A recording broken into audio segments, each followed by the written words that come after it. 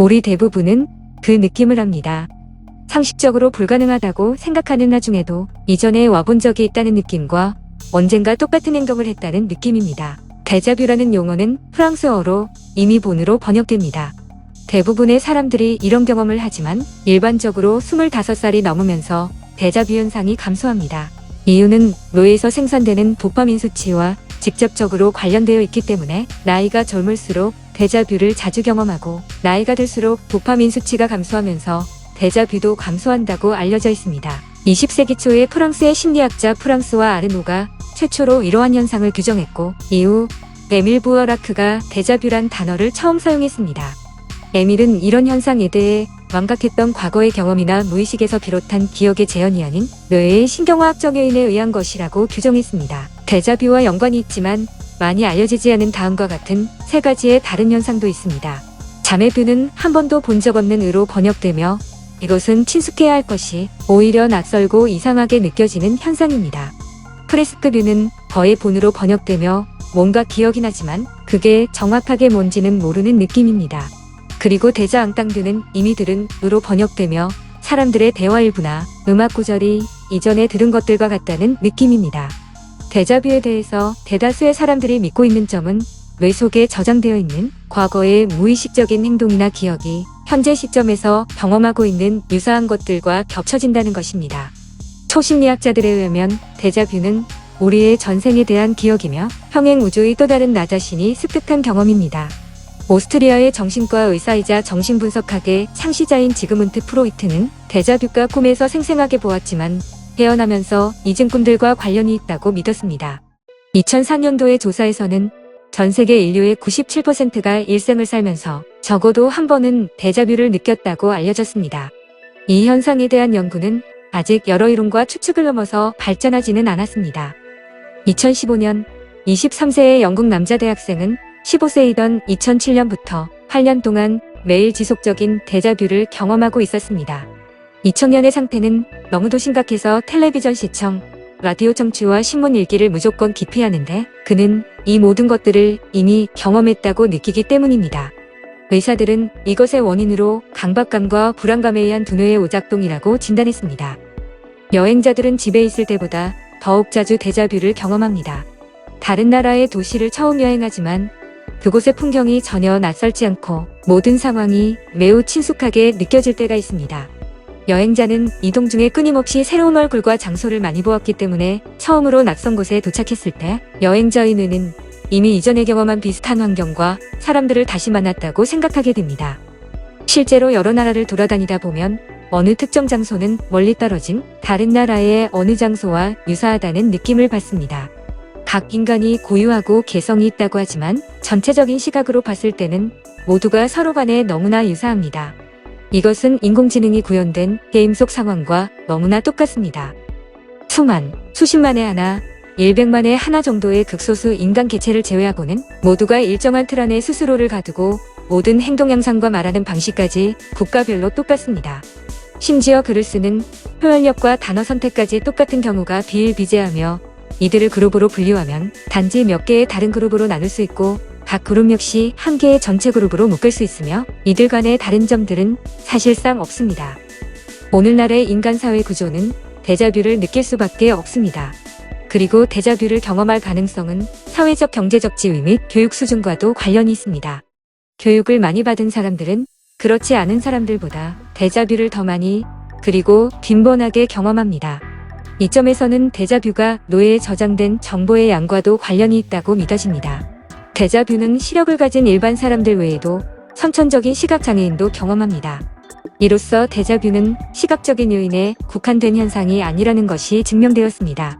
데자뷰를 규명하려고 시도하는 게슈탈트의 친숙성 가설은 예전에는 친구의 거실에 걸려있는 그림을 흘끗 본 적이 있지만 친구의 거실처럼 보이는 비슷한 다른 공간에 들어서는 순간 책장 맞은편 소파 위에 걸려있는 그림을 보게 되고 이때 친구의 방에 대한 잠재 기억으로 인해 데자뷰를 경험하게 된다고 설명합니다. 게슈탈트 가설의 장점은 이것을 직접적으로 테스트할 수 있다는 것입니다. 한 차례의 실험에서 참가자들은 가상현실에서 한 개의 방을 잠깐 보았고 그 다음으로 보게 되는 새로운 방이 얼마나 친숙한지와 데자뷰를 경험하고 있는지를 실험했습니다. 기존 방을 정확하게 기억하지 못하는 실험 대상자들은 새 방이 익숙하다고 생각하는 경향을 보였으며 새 방이 기존 방과 비슷할수록 더욱 강한 느낌의 데자뷰를 경험하고 있다는 것이 밝혀졌습니다. 다른 가설에서는 현재 경험하고 있는 것과 전혀 관련이 없는 자발적인 분해 활동이 있을 때 데자뷰를 경험한다고 합니다. 기억을 다루는 뇌 부분에서 이런 일이 발생하면 잘못된 친숙함을 느끼며 데자뷰가 발생합니다. 어떤 경우에는 기억을 처리하는 뇌 부분에서 비정상적인 전기활동이 발생하는 측두엽 간질 환자에게서 발생합니다. 이런 환자들의 뇌를 수술 전에 정기적으로 테스트할 때 데자뷰가 발생했습니다. 그리고 뇌의 해마 주변 시스템이 무작위로 잘못 작동할 때도 데자뷰가 발생한 사례가 있습니다.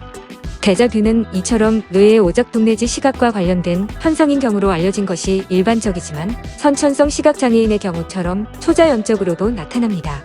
일례로 우리가 외부 환경이 아닌 방 안에 가만히 앉아 있을 때에도 물리적인 뇌가 전혀 개입되지 않은 상태에서 갑자기 발생합니다. 이것은 다른 평행 차원의 또 다른 나 자신이 경험하고 있는 어떤 사건에 대한 인지일 수도 있습니다.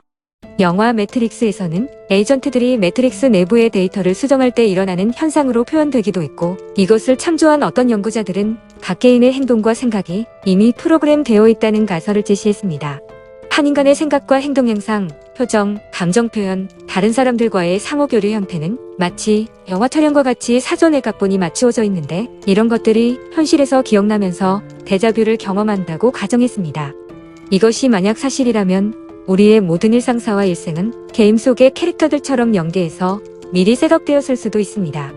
과학자와 심리학자들도 데자뷰의 본질과 초자연적인 데자뷰에 관해서는 아직 정확한 답을 내놓지 못하고 있습니다.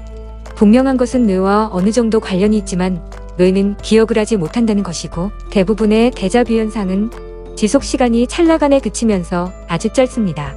과학자들은 데자뷰의 본질은 파악하지 못했지만 지속적인 연구의 결과로 데자뷰가 빈번하게 발생하는 특정 연령대가 식별되었고, 이 시기를 특별히 위험한 연령대로 명명했습니다. 빈번한 데자뷰를 경험하는 첫 번째 연령 그룹인 16세에서 18세 사이의 인간들은 10대 특유의 정신구조와 감정, 날카롭고 극적인 반응으로 인해 직접 경험하지 않은 다량의 무작위 기억이 형성되면서 데자뷰가 발생한다고 합니다. 두 번째 위험 그룹은 35세에서 40세 사이의 사람들로 중년의 위기를 경험하고 있거나 지나간 청춘에 대한 향수, 과거의 일에 대한 후회, 그리고 과거로 시간을 되돌리고 싶은 욕망이 많은 횟수의 데자뷰를 구현한다고 발표했습니다. 중년 그룹 사람들의 데자뷰는 뇌가 실제로 경험한 것에 바탕을 두는 것이 아니라 지나간 세월에 대한 환상과 이상을 반복적으로 뇌에서 재현하면서 기억 왜곡 때문에 발생합니다. 그러나 이 연령대를 벗어나 나이가 많아질수록 데자뷰가 나타나는 횟수는 현저히 적어집니다. 동양 종교의 추종자들, 밀교 신자들이나 초심리학자들은 데자뷰는 조상들의 기억이 정자와 난자로 후손에게 전달되어 우리 신체의 근간을 구성하는 원자로부터 온다고 주장합니다. 그리고 여러 작가들과 철학자들도 이것과 유사한 견해를 가지고 있습니다. 예를 들어 러시아의 문호인 톨스토이는 사냥을 하던 중 말에서 떨어지면서 머리를 심하게 부딪힌 일이 있습니다. 톨스토이의 진술에 따르면 자신이 말에서 떨어지며 머리에 강력한 충격을 받던 당시 자신이 이미 2세기 전에도 말에서 떨어졌다는 것을 깨닫는 데자뷰가 발생하는 동시에 현재의 자신이 2세기 전과는 완전히 다른 존재인 것을 알게 되었습니다. 분석심리학의 창시자인 칼 융은 12살이 되던 해에 어느 병원을 방문했을 때 은색 버클 장식이 달린 신발을 신고 있는 나이든 의사의 도자기 인형을 보았습니다. 그리고 인형의 신발에 달린 은색 장식은 칼 융의 가슴속을 깊이 흔들었고 자신의 전생에서 이 신발을 신었다는 것을 분명히 깨달았습니다. 이날 이후로 칼 융 소녀는 의기양양하면서 열심히 공부하는 학생의 모습과 18세기에 확고부동한 의사의 의식을 동시에 갖추게 되었습니다. 훗날 칼 융은 자신의 회고록에서 당시 상황을 회상하며 데자뷰가 우리의 선조나 과거에 죽었다가 환생한 우리 자신에게서 온다는 것을 주장했습니다. 상당수의 유명인들도 자신들의 인생이 처음이 아니라는 것을 절대적으로 확신합니다. 베이징의 궁전을 방문했던 가수 마돈나는 자신이 궁전의 모든 내부 구조와 수많은 복도를 알고 있고 그곳에서 수세기 동안 살았다는 데자뷰를 느꼈습니다. 그리고 실베스터 스텔로는 지구의 원시 시대에 자신의 부족과 함께 대초원을 돌아다니며 순찰 중이었고 적들이 근접하고 있는 상황을 부족장에게 경고했던 자신의 당시 모습을 데자뷰로 기억해냈습니다. 키아누 리브스는 인터뷰에서 자신이 과거에 방콕의 사원 중 한 곳의 종교적인 댄서였다고 자주 언급했습니다. 키아누의 사례는 배우들이 과거를 돌아보게 하는 최면 세션쇼에서 그가 평소에 말하던 자신의 전생과 정확히 일치하는 것이 확인되었습니다. 과학자들은 인도에서 데자뷰에 대한 독특하고 다양한 많은 사례를 수집할 수 있었습니다. 인도인들의 종교적 신념에는 인간의 무한한 환생에 대한 확고한 믿음이 포함되어 있습니다. 힌두교는 초자연적인 데자뷰와 우리가 가끔 경험하는 출처를 알 수 없는 기억들을 설명합니다. 인도의 나이든 여성은 어느 날 갑자기 데자뷰를 느끼면서 누구에게도 알려지지 않은 언어로 말하기 시작했으며 언어학자들은 그녀가 파사오의 오래된 방언 중 하나로 말한다는 것을 확인했습니다. 게다가 중등교육도 받지 못한 그 여자는 현대학자들도 미처 모르던 고대 원국의 자세한 것들을 이야기했습니다. 신비주의자들에 따르면 데자뷰는 한 사람의 신체와 동반되는 영혼의 기억으로 인해 발생합니다. 이들에 따르자면 우리의 전생과 선조들의 기억은 해양신경총에 남아있으며 환생 중 하나에서 얻은 경험을 활성화할 수 있는 잠재의식이기도 합니다. 데자뷰의 극단적인 표현 중 하나는 같은 날을 몇 번이고 반복해서 살았던 헐리우드 코미디 영화 그라운드 호그데이에 반영되었습니다. 영화 속 주인공에게 닥친 상황은 무척 웃기게 보이지만 앞서 언급한 영국인 청년에게는 전혀 웃음이 나올 상황이 아니었습니다. 그는 독특한 만성 데자뷰를 겪으면서 어쩔 수 없이 대학에서 학업을 중단해야 했고 사실상 모든 일상생활을 접었습니다. 이 청년에게 데자뷰가 처음 발생했을 때는 1분도 채 지속되지 않았지만 시간이 지날수록 점점 더 길게 이어지는 데자뷰를 경험하게 되었습니다. 의사들은 청년의 신체적 건강 상태만 점검할 수 있을 뿐 안타깝게도 만성 데자뷰 현상을 치료할 수는 없었습니다. 심리학자의 치료 과정에서 이 청년은 자신이 시간의 경계에 갇혀 있으며 그런 식으로 자신의 인생을 지속할 수 없다고 호소했습니다. 의사들은 8년 동안 진행되고 있던 영국 청년의 상태를 극도로 예외적인 데자뷰 사례로 특정 지었고 그가 현재 어떻게 지내고 있는지는 알려지지 않았습니다.